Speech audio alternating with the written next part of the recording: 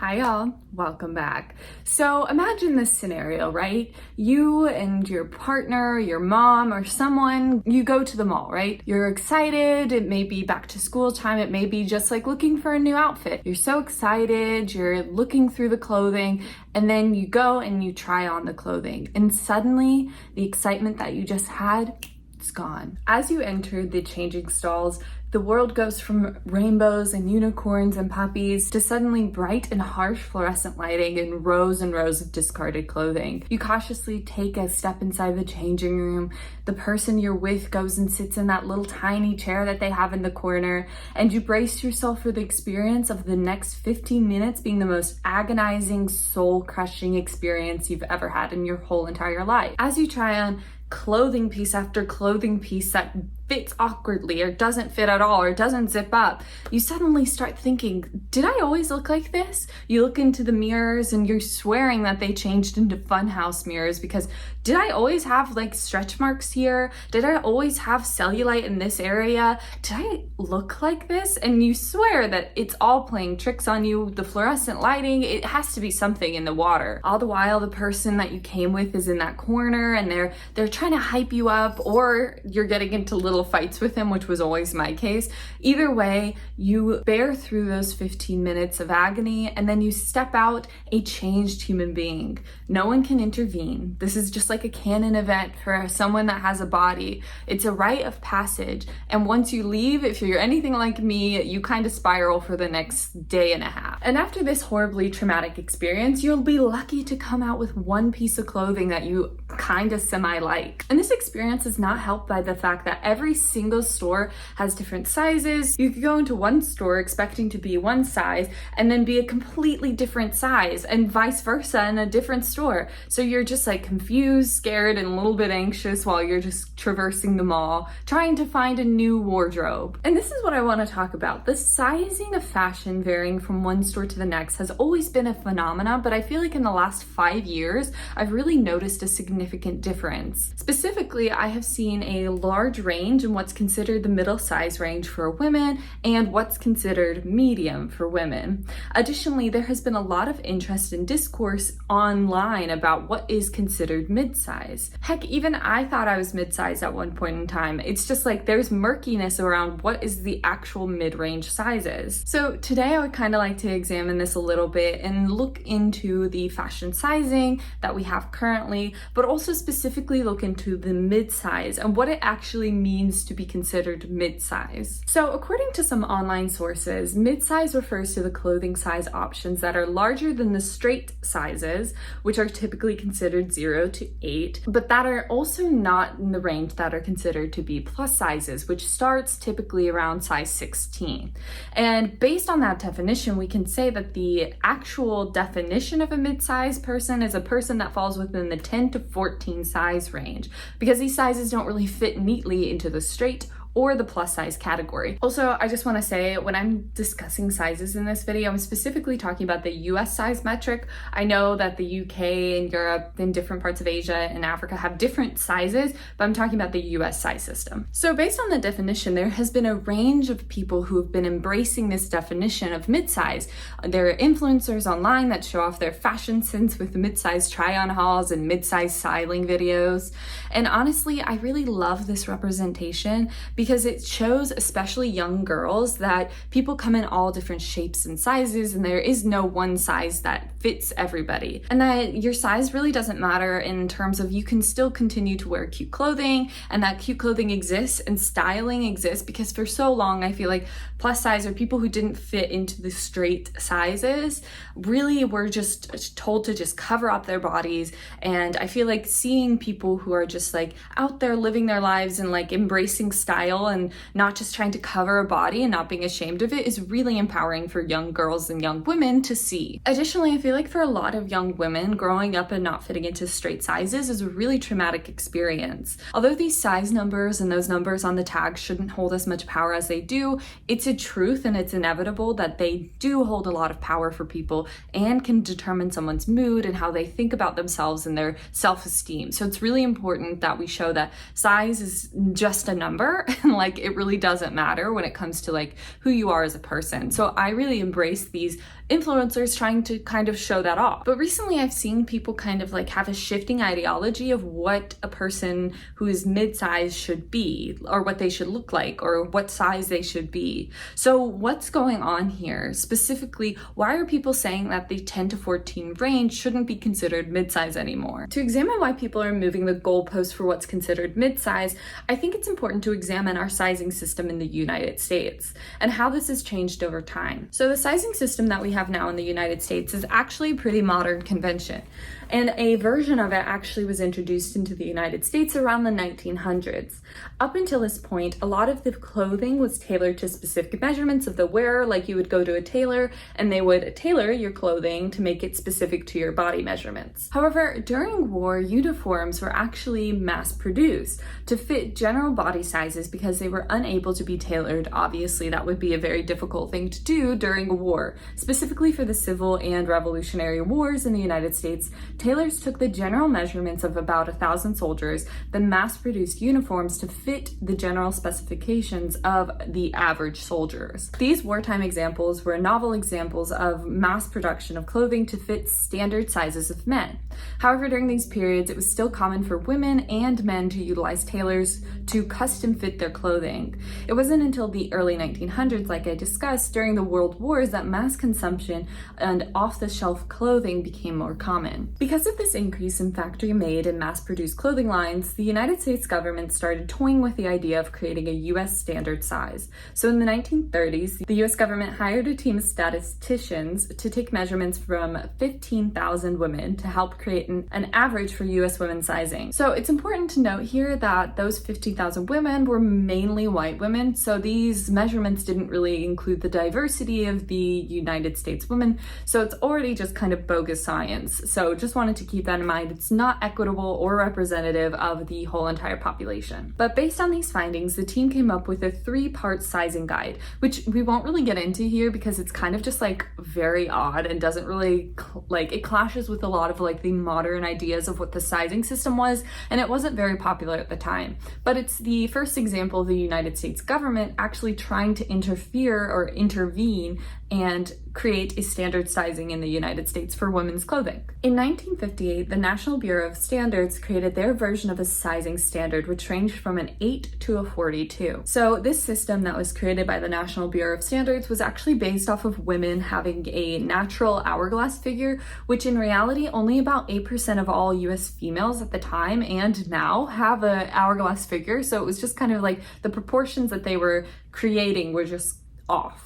So this sizing system was based on bust alone, making it not a very reliable system, and ultimately it was replaced in the 1970s and removed completely in 1983. Although this governmental standard sizing no longer exists, it is used as a framework for the non-standard sizing that will come afterwards. So that 1958 National Bureau of Standards was actually considered the standard sizing from the US government, but because it was abolished and not really used after the 1980s, there is no mandatory sizing standard in the United States currently, which means that the sizing charts have been altered over the years to reflect the changing attitudes of consumers and the changing interest of clothing companies. So knowing that there's no standard, in 1995, the American Standards for Training and Materials, the ASTM, made their own non-mandatory standard. So non-mandatory is important because this means that it can be altered and adjusted from company to company. It's not a regulated standard. It's just something to kind of like use as a reference point. And these standards from the ASTM rapidly deflated the sizing chart. This ASTM model was in many ways an extension of the old standards from the National Bureau of Standards, but it was just not regulated. Now, based on this previous model, the one from the original National Bureau of Standards, sizes started at 8. So even Twiggy, the notoriously super skinny supermodel, was considered an 8 back in the 1970s. And Marilyn Monroe was considered a 12 by those national standards in 1958, back in her day, which she would now be considered a 6 based on our sizing standards. Which this is just crazy to think about, that we initially had this standard that started at an 8, but because of a thing called vanity sizing and because of these standards that came out in the 90s, we shifted the sizing down to kind of boost people's egos. So now instead of starting at an 8 and going up to a 42, 1992, it started at a 00, so everything kind of shifted. This vanity sizing persists till this day, and it's just something to kind of boost consumers' egos and make them feel good or better about the clothing that they buy. And I think that vanity sizing is represented very well with this graph that shows the difference in the actual waist and bust and compares what those actual measurements are to what sizes they would have equated to in the 50s versus like all the way up until 2011. And basically this just shows that having a non-standardized system can lead to sizes being changed willy-nilly by companies catering to the needs of the public. And we'll get into the companies that vary from different company to company, but this is just like overall, the sizes have like drastically changed from the 50s till now, which is to be expected, but also it's changed in such a way that like the sizes just kind of are arbitrary and don't really mean anything at this point. So now that we know that the non-standard size system in the United States has contributed to a lot of confusion about what sizing actually means, I would now like to examine the population and how changes in the body size and national average body size has actually changed the conception of sizing. But before I delve into this topic, I actually just want to set the framework for how I'm going to discuss this topic. Doing a lot of this research, I saw a lot, and I mean a lot, of fat-shaming articles, people blaming the individual instead of looking at the actual systemic factors that impact a person's weight. And there are so many that could be their own entire video about what's happening to increase the average body size of the American population, that a lot of it is on a very high systems level that impact people on an individual level. So I'm going to discuss the issue as a whole, but I think that I just want to mention that I think it's reductive to place the blame solely on individuals for weight gain, instead of looking at more systems level factors that have impacted the whole entire population. But I just wanted to throw that out there. If you're going to do any kind of research, there's a lot of older articles that are just like call attention to people gaining weight in the US and aren't very nice about it and are kind of blaming people for their individual actions. So I'm not going to do that, but I just wanted to mention that. So in the 1960s, the average American woman weighed about 140 pounds. And today, the average American woman weighs about 170 pounds and has a waist circumference of 38.7 centimeters. This is an obvious increase in the averages of the American woman and what their body sizes look like. So part of the reason people are shifting the conception of what constitutes mid-size is because the average has increased. And what was once considered mid-size no longer represents the reality of our society. Like I said before, mid-size was once considered 10 to 14, but that rings hollow when the average US woman falls between a size 16 to 18. So if the average woman in the US falls outside the mid-size range, then maybe we need to adjust our expectations of what constitutes the end of a straight sizing. As of right now, straight sizing ends at an 8, like I mentioned, but I feel like in reality it needs to end closer to a 12 to encompass kind of the reality of like the changing population. And I feel like moving and kind of adjusting those goalposts would actually capture the average US woman. And I think that the people who oppose the conception of mid-size are really just saying that they are simply saying that we should change our definition of what is considered to be mid-size. Although someone who is a size 10 can by definition consider themselves mid-size, body positivity and fat activists are concerned that this does not constitute the spirit of what the term means, specifically what mid-size means, and this does not reflect an accurate portrayal of the average American woman. And I would tend to agree. I mean, I think that there are a few things wrong with the term mid-size and how we conceptualize of it right now, which is between a size 10 to 14. So I'll list those right now. Number 1, mid-size is based upon a sizing system that is non-standardized, and these sizing systems, like we mentioned, are routinely changed by companies, either adjusted upwards to be vanity sized or sized down to be more exclusive and cater to the straight sizes. In essence, the sizing system, especially in the United States, is pretty nonsensical. Therefore, these categories, based upon a farcical sizing system, are in and of themselves kind of silly and arbitrary. So that's just number 1, that I take umbrage with the whole entire sizing system. Number 2, mid-size has changed because the US population has changed.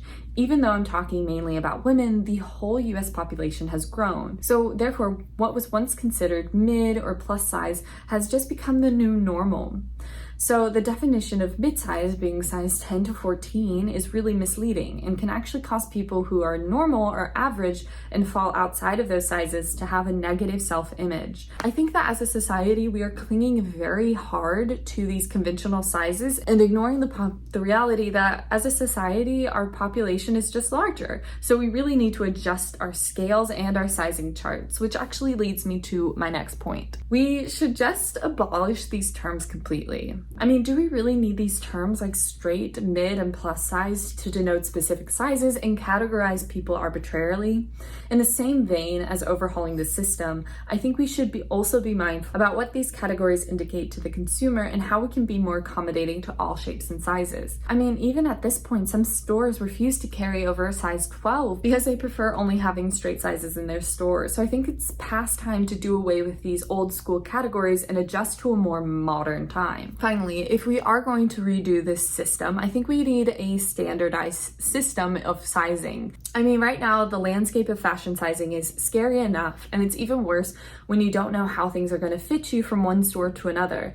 Having a more standardized version of sizing would help to give people more security and peace of mind while shopping. They will know that a size 16 in Zara is the exact same as a size 16 in Target, and I know that that's a far-fetched dream and that people have tried to make the standard sizes before, and there is some version of standardized sizing that you can see those charts, specifically if you're utilizing like Amazon or things like that or online sellers, but those can still vary across stores. So I think having some standardized system across stores, and I don't know how you would regulate this is just like my fairy tale. Looking at the sizing system right now, we just kind of need a complete overhaul of like how it's structured and how it's implemented. Anyway, I think that in the meantime, what we can do that's more realistic instead of overhauling a whole entire system is to uplift each other.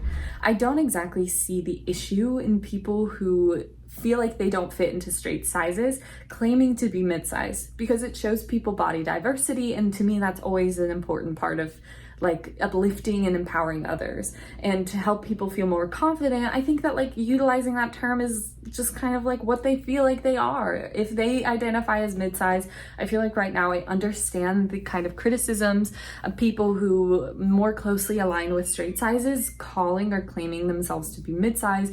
But as of right now, we can't exactly change the system, and the definition is technically 10 to 14. So I feel like what we can do is empower each other and just kind of like hype each other up. So instead of directing our frustrations towards the people who are utilizing that term mid-size, I think we should keep that energy towards these fashion systems, which a lot of people do have this energy towards them. But we should really be highly critical of those fashion systems that have these kind of rigorous terms and categorizations of certain sizes.